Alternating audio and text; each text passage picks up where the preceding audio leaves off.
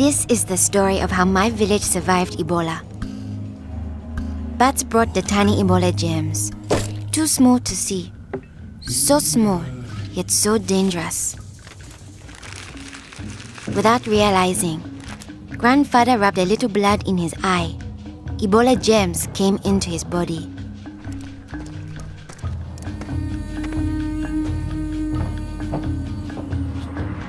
Days went by.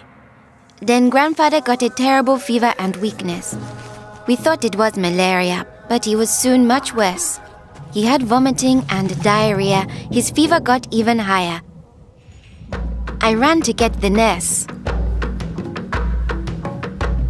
But grandfather had already died. I was heartbroken. The nurse thought it might be Ebola, a disease caught from bush meat, but which spreads from person to person. Others in our region had already died of this new disease. Unless we understood the disease and followed their rules, it could spread further and kill many more people. She explained that Ebola was in the body fluids of someone who was sick or had died of Ebola. Their sweat, tears, mucus, saliva, vomit, diarrhea, urine, breast milk, sexual fluids, and blood. When we touch a sick person's body fluids, the Ebola germs can get into small breaks in our skin or into our eyes, nose, or mouth. The Ebola germs spread into our body and make us sick. When somebody dies of Ebola, that body is much more contagious. No one should ever touch the dead body. The nurse advised us to wash our hands with soap and water right away. She contacted the trained burial team to help us bury grandfather's body safely. The burial team came. They comforted us and explained what they had to do to protect us. The team wore protective clothing that kept them safe from the dangerous germs.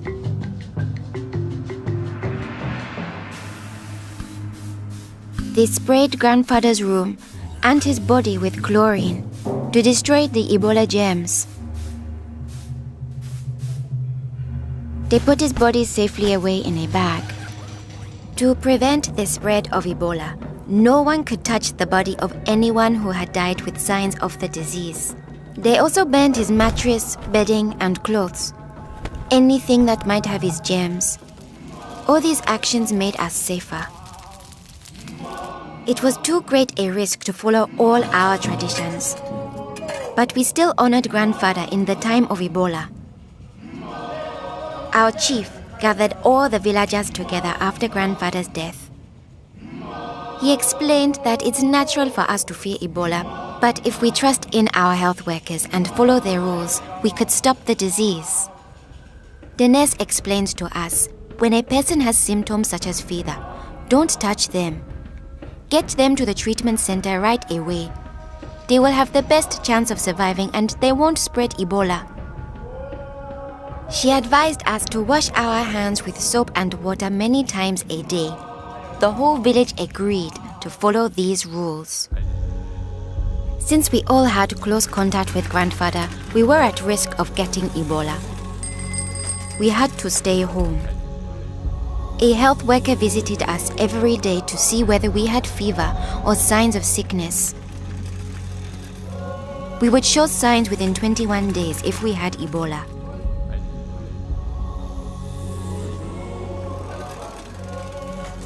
Many days passed, and I thought we would all stay healthy. But one morning, I found my mother burning with fever. I knew I couldn't touch her. She was now contagious.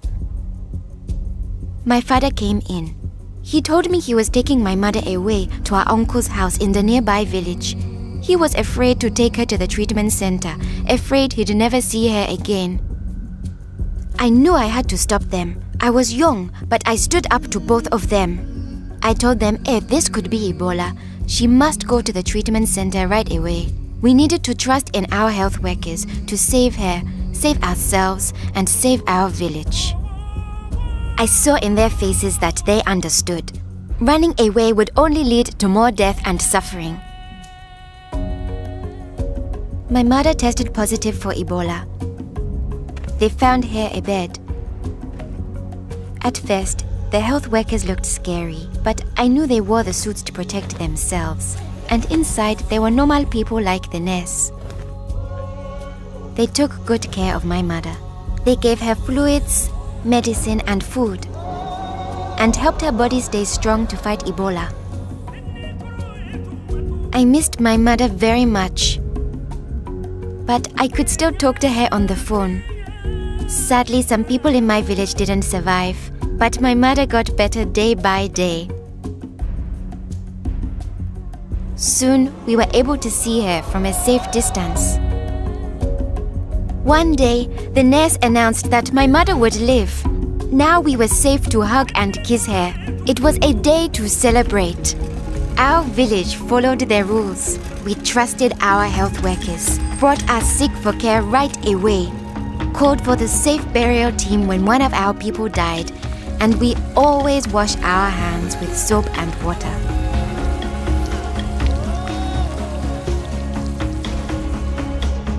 Our village survived Ebola. Yours can too.